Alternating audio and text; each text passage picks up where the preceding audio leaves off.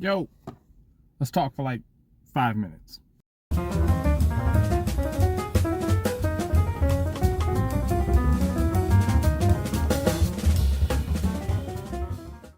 His/Hers, or His&Hers. I didn't go back and look at it, so forgive me. This was recommended to me by somebody. I had been eyeballing it because Jon Bernthal's on the cover. I'm a big fan of Jon Bernthal. At this point, I've seen the first episode. And I'm not going to do like a play-by-play of each episode because it doesn't come out weekly. It's already all on Netflix. I will try to make myself finish watching it.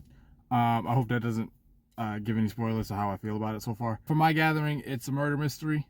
Somebody turns up dead. We got to figure out how and why and what the motivation is, who's involved, blah, blah, blah, yada, yada, yada. I think the less I speak about what's going on, the better. I will say this one thing, and it's going to seem a little hypocritical that I say it, but I need you to understand this because it affected my reception of it. I was told this show has a lot of twists and turns, and you got to pay attention to details. That really compromised my enjoyment of this first episode because I would say there are two major twists in this episode, and I knew both of them. I didn't know both of them because I'm super smart or whatever. I knew both of them because as soon as that comment was made to me, I started thinking what could be going on, and those were the first two conclusions that I came to, and that turned out to be what it was. About the first episode of the show itself, Jon Bernthal. Jon Bernthal is just such a pleasure to watch on screen. He's a super charismatic guy. I make a joke, and I don't say this as an insult.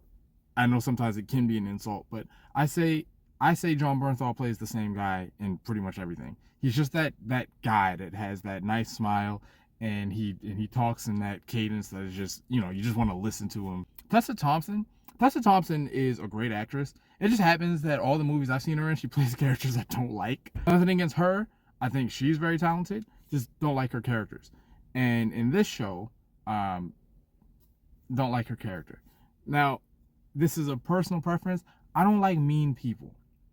I don't like main characters that are just jerks. I know that in this show she's got some personal pain going on in her life, huge personal pain going on in her life that, again, I won't get into. This is not a condemnation, it's not a judgment. I just personally don't enjoy watching mean characters interact and be rude and be just generally cruel to other people. I know that's kind of the fad. We like the anti-hero main characters. Okay, that's cool. That's cool. It's not objectively wrong. It's not objectively bad. It's not more or less interesting. It's just not my cup of tea. But the performances are great. You are invested in the mystery. You are invested, if you're watching it, you are invested in the who and the why. I do think it gets a little weird at the end about like really kicking off the mystery. It felt like we were reaching for like, ooh, I bet you never saw that coming. And it's like, yeah, I didn't see that coming. I can't say it feels like it makes a whole lot of sense. Seems a little strange.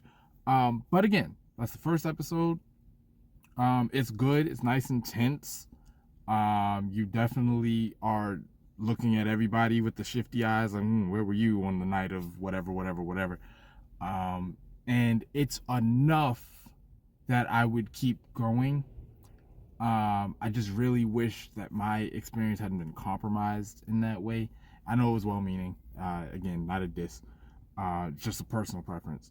So I'm hoping that going into the next one with absolutely no expectation, that I'll be able to, get on board with it a little bit better. And I hope that this is the worst episode of the bunch. And by that, I mean, it was decent.